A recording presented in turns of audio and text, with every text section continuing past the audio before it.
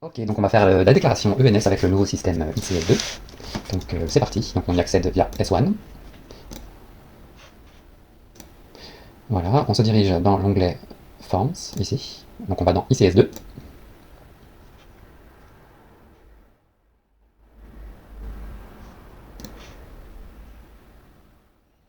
Voilà, on va créer un ENS. Ok, donc on a le ORI qui est renseigné automatiquement dans la base de données. Ici, on va indiquer le nom du bateau. Ok, la référence du dossier, 25052. Ok, on sauvegarde. On a notre référence ENS, on va accéder au tableau de bord. Et ici, donc, on va pouvoir commencer notre déclaration. C'est ici qu'on va pouvoir piloter les différentes déclarations donc, liées à ce bateau. Donc on va faire une ENS dans un premier temps, et donc pour l'arrival notification, contrairement au précédent système, si on fait tout bien, elle se fait automatiquement, sans qu'on ait besoin de toucher à quoi que ce soit. Donc ça c'est la bonne nouvelle de ce nouveau système.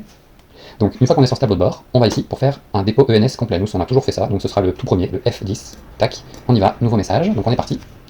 Voilà, donc ici on touche pas, on va commencer ici par le numéro d'identification.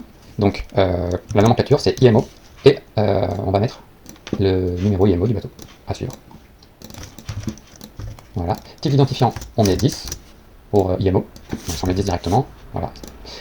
Ok. Type de moyen de transport. Donc le type de moyen de transport, j'ai déjà oublié ce que c'était.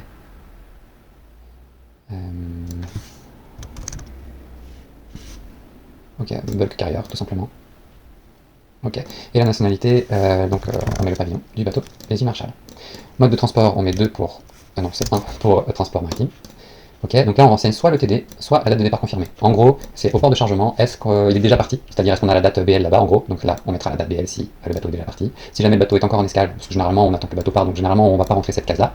On va plutôt remplir celle-là. Mais en tout cas, on peut remplir qu'une des deux, sinon ça génère une erreur. Ça génère ouais, une erreur comme c'était le cas sur le premier système ICS1. Il y a certaines cases qu'il vaut mieux laisser vides que remplies. Donc ici, le bateau, il était parti de Kandla en Inde, le 13-8. Voilà. De Théa à Montoire, tout simplement. Ok, ici le bureau de douane, 00 40 80.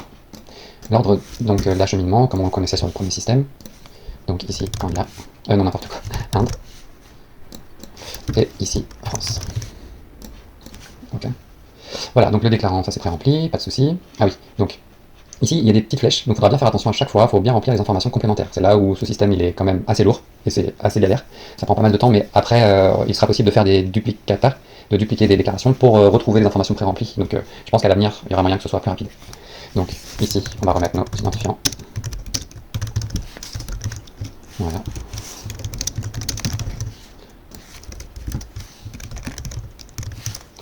Ok.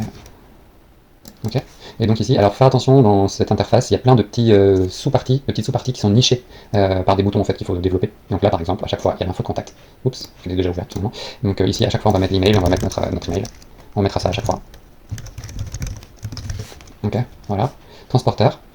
D'ailleurs, je vais en profiter pour... Hop. Je vais ouvrir un autre ENS qu'on a fait récemment avec Sophie. Voilà. Histoire d'avoir un exemple sous les yeux. Ok. Ok. Ensuite, donc on reprend. Expédition, master level. Donc voilà. Donc ici, pareil, on va développer. Donc transporteur. On va pas s'embêter à mettre leur coordonnées complètes. On met juste. On va juste mettre. Alors c'est quoi? C'est qui déjà? Hamburg and London Maritime Services. Ok. Et slash FASA. Donc pour le compte de FASA. Oh. Donc FASA pour le compte de Hamburg and London. Ça nous permet nous de remettre nos coordonnées sans avoir à s'embêter nécessairement à trouver l'adresse de l'armateur, etc. Ok. Ensuite, voilà. Pareil, il faut faire attention ici au petit plus. Donc là, on ne se prend pas la tête, on fait toujours agency at french-atlantic.fr. Lieu de chargement, donc bah, voilà, c'est tout simplement le port de chargement. Et le lieu de déchargement, donc ici, Montoire. Ok. Voilà, pour l'instant c'est bon. Ici, je vérifie juste quelque chose. Voilà.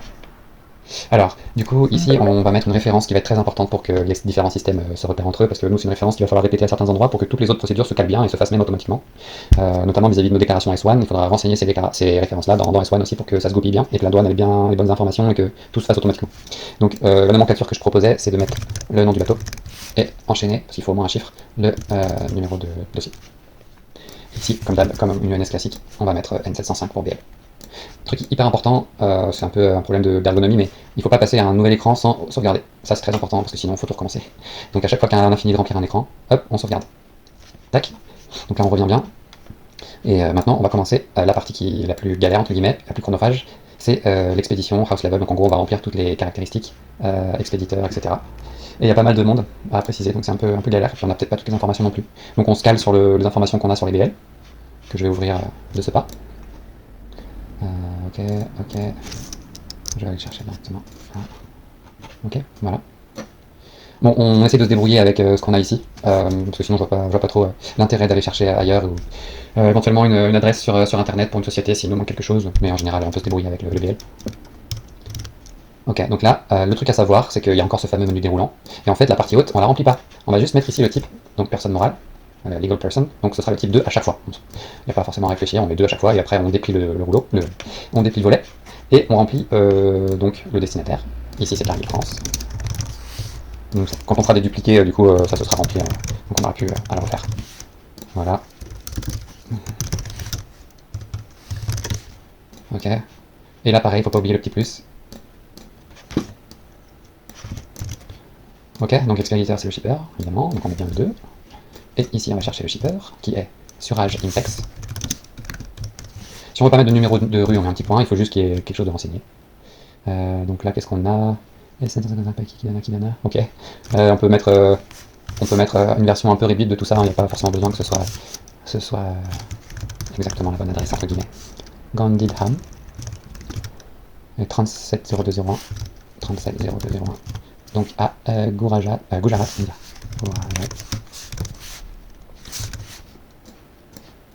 Ok, donc ça suffit, on n'est pas obligé de remplir toutes les cases. Il faut surtout remplir celles qui sont nécessaires avec la petite pastille rouge là. Hop, ici on va pas s'embrouiller, on va toujours faire pareil. Hop. Donc ça c'est Sophie Lemaire qui m'a confirmé qu'on pouvait faire ça, on n'a pas besoin de renseigner les différents emails des réceptionnaires, des shippers, etc. Ok, ensuite. Je vérifie juste expéditeur. Ok. Intervenant à notifier, ça on n'a rien à remplir. Donc ça on laisse vide, intervenant à notifier, on n'y touche pas. Et ensuite en déroulant expédition de marchandises, on va devoir malheureusement se retaper ce qu'on a déjà rempli. Donc je vous avoue que je comprends pas trop pourquoi c'est fait comme ça. Mais en gros, l'acquéreur, on va remettre les coordonnées du réceptionnaire, du destinataire. C'est un peu un doublon, je sais pas s'ils vont faire quelque chose là-dessus plus tard, mais voilà, 44 100 à Nantes. Voilà, toujours pareil.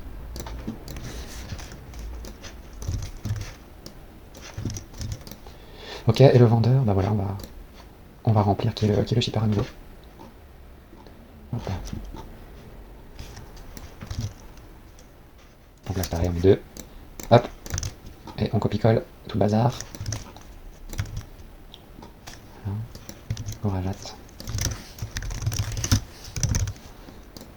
Ok, donc toujours pareil, information de contact. Ah, ça marche pas. Voilà. Tac. Ah. Tac. Il y a eu un petit lag. Ok. Alright, donc une fois qu'on a fait ça, le vendeur c'est bon. Acteur supplémentaire, on n'y touche pas. Ok, moi je suis pas super rodé donc désolé pour le petit délai. Ensuite, le poids brut. Donc c'est là qu'on va indiquer... Alors, le dilemme qu'on a, c'est que normalement il faut faire une ENS par BL, mais si on a des bateaux avec 5 BL, comme ça peut arriver, 5 BL, ça voudrait dire qu'il faut qu'on fasse 10 ENS séparés. C'est ce qu'elle avait l'air de me dire Sophie, donc je vous propose qu'on fasse pas comme ça et qu'on fasse comme d'habitude, c'est-à-dire on déclare un seul BL, avec en shipper, etc., la personne qui a le BL le plus important, entre guillemets, voilà, avec la quantité de marchandises la plus importante. Là, si on va sur celui-ci, on a 2 BL, donc 2600 et 12 000. Ah bah en l'occurrence, j'aurais dû mettre ça du coup. J'aurais dû mettre Avis Agribusiness Limited, donc on va faire ça parce que c'est eux qui ont le tonnage le plus important. On va faire comme ça. On va changer ici. On va mettre Avis Agribusiness Limited. Ici. Donc Saket Tower fourth floor. Fourth floor. 3A Ratlam petit. 3A Ratlam. Là, typiquement, je suis même pas obligé de remplir ces compléments à Railroad. Mais bon, voilà, on va le faire. 752,001. Voilà, et du coup, Indore. En Inde. Donc voilà, une ville où tout est en intérieur. Indore. Ok, on va copier ici.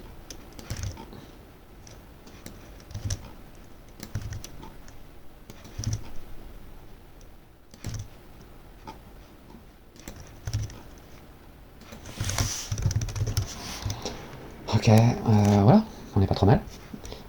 Ok, donc le poids brut, je mets le total de la marchandise, du coup, donc j'additionne les DVL. Ok, je vérifie quand même que c'est bien ça. Ouais, 12 000 plus 2600. Parfait. Ok, lieu de prise en charge, c'est le port de chargement. Et grosse surprise, port de déchargement. Voilà. Ok, et là, donc faire attention de bien répéter la référence. Donc, on se rappelle qu'on on met le nom du bateau et la référence dossier à suivre. Ok, et type. C'est quoi le type? Hop. Ah oui, bah pour remettre N705. Mode de paiement, on met toujours D. Pour Other, on n'est pas trop censé savoir, et donc Sophie nous conseillait de mettre ça. Voilà. Donc là, on est bon. Donc avant de passer à un nouveau volet, je sais, c'est pas encore fini, il faut bien sauvegarder. Ok, et une fois qu'on est revenu sur l'écran, on va sur nouveau, et là on va rentrer la marchandise. Donc, on y va, on met 1, et là, on remplit la description du produit. Comme je suis bien organisé, j'avais tout prévu. Point net. N'importe quoi. Donc on renseigne le poids brut comme les précédents systèmes. Et ici, pour le HS code, plutôt que d'aller dans la loupe, on tape directement le produit. Normalement, ça doit marcher. Soja. Voilà, en français. Et là, VR pour bulk, comme d'habitude. Et c'est tout, il n'y a rien d'autre à mettre, je crois. Voilà, donc ça c'est basique, ça va. Ça se passe pas trop mal. On sauvegarde. Voilà, on a sauvegardé, on est content. Et on re-sauvegarde ensemble. Et là, je crois hein, qu'on a fini. Donc, hurrah.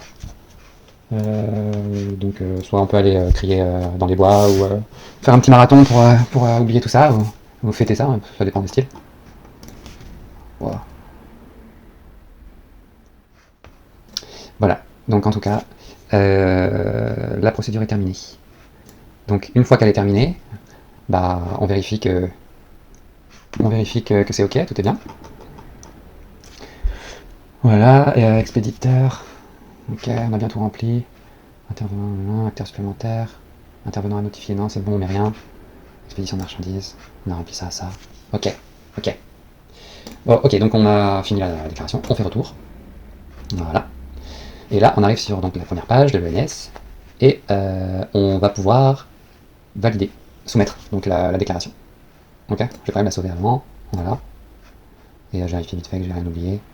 Donc voilà, donc je la soumets, et je réfléchis juste avant de la soumettre. Un truc, est-ce que c'est bien ok, le bateau il va venir chez nous en premier. Ok, donc soumettre, ouais c'est bon, soumettre et retour. Ah, pour une adresse, soit la rue, son numéro, soit la boîte postale. D'accord, donc je dois avoir une erreur quelque part. Ok, je vais vérifier mes adresses que j'ai remplies.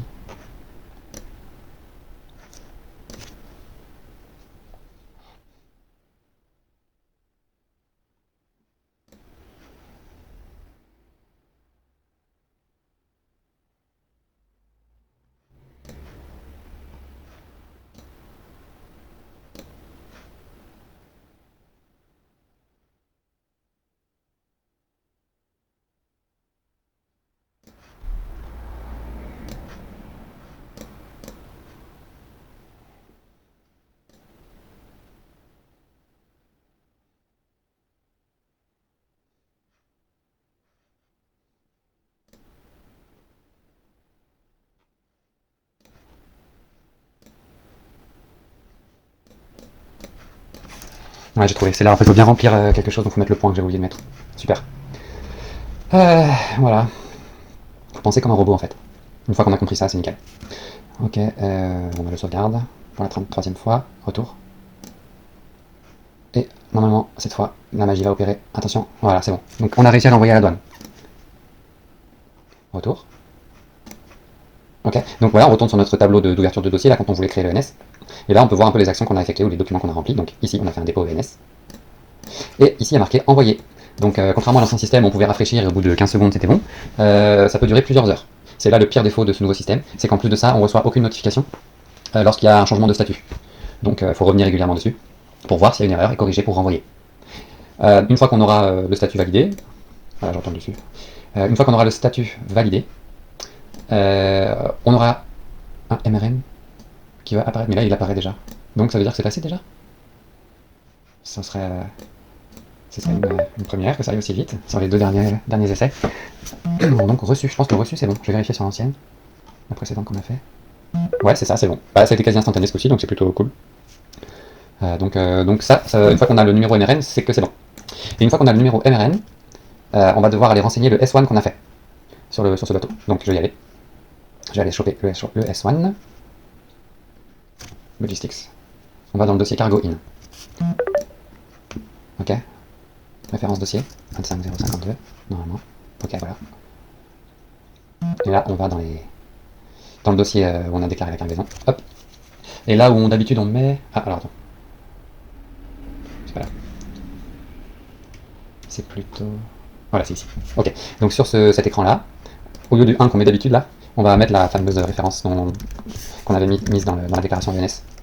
Wisdom Shaman 25052. Type Bill of Lading, ça c'est bon. Et référence douane, on va pouvoir coller notre MRN. Si jamais on est le deuxième port de déchargement et qu'il faut aller demander des informations à l'agent du premier port européen, c'est ici qu'il faut lui demander la référence qu'il a prise pour déclarer notre marchandise. Le type, donc ce sera Bill of Lading normalement. Il faudra lui demander si c'est N704 c'est Master Bill of Lading, N705 c'est Bill of Lading. Souvent il y a des erreurs parce que les agents ils confondent ou alors ils font pas attention et donc en général il faut demander si c'est N705 ou N704 ici. Donc Bill of Lading c'est N705, c'est ce qu'on a toujours fait nous. Je pense que la plupart des agents ils mettront Bill of Lading de toute façon. Et référence douane, donc c'est la fameuse référence MRN qu'on a reçue en faisant le NS. Sachant que maintenant on aura juste une référence MRN, on n'a plus de document en PDF. Donc ça faut bien l'avoir à l'esprit, on pourra pas transmettre de documents qui est de droit quoi, ça c'est pas bien grave. Donc une fois qu'on a mis à jour ça, on valide. Et là, c'est bon. Normalement, en ayant fait ça, toute la suite de la procédure va se faire automatiquement. Donc c'est le bon point. C'est-à-dire qu'on n'aura pas à faire d'arrival notification. Et il y a un nouveau truc qui s'appelle ANTES, avec une procédure où il faut faire la DDT pour clôturer un dossier douane, qui est fait automatiquement. On a fait des réglages avec Sophie Lemaire, et normalement, on a besoin de toucher à rien. Tout se fait tout seul. Mais il faut bien respecter toutes les nomenclatures qu'on s'est données, bien respecter notamment le nom du BL qu'on a donné dans le NS et le répéter ici. Si jamais on a deux magasins, on peut répéter la référence du BL et la référence MRN. Je l'ai fait pour un autre bateau et ça a l'air de fonctionner très bien. Donc même si on a un BL donc, qui est séparé en plusieurs entrepôts, ça pose pas de problème. On n'a pas besoin de faire deux ENS ou deux documents sur le ENS en fonction du nombre de magasins. Heureusement, parce que sinon ça aurait été la galère. Donc voilà, qu'est-ce que je voulais dire d'autre? Ah oui, petit rappel, ou plutôt une petite modification là-dessus. Il faut bien penser sur Swing à mettre la référence du voyage ici, non pas dans voyage. Ça, on peut le mettre, mais pour que S1 fonctionne bien et que l'arrival notification se fasse bien, il faut renseigner ici, dans le numéro CCS. Donc on prend le VOS, donc dans le dossier Cargo In sur S1, il y a une référence VOS qui apparaît. Retour. Ah, là, je vais montrer. Tac, non. Ah shit. Mais bon voilà, je crois que vous voyez exactement où je veux en venir. 25052. Ici, ouais, bah non, là pas ici, mais hop, en allant dedans, on le chope ici, identifiant voyage, voilà. Et je crois qu'on a tout dit, donc dernier truc, a priori on peut continuer à faire les ENS pour d'autres agents, sur d'autres ports, simplement il faudra faire manuellement une arrival notification, donc ça ce sera l'objet d'un autre tuto, mais ici plutôt que de faire un dépôt de ENS, on fait un dépôt de notification d'arrivée, hop, et on a encore des tableaux à remplir. Mais voilà, ça fera l'objet d'un tuto éventuel, un prochain tuto. Voilà, on y est. Félicitations d'avoir tenu jusqu'au bout.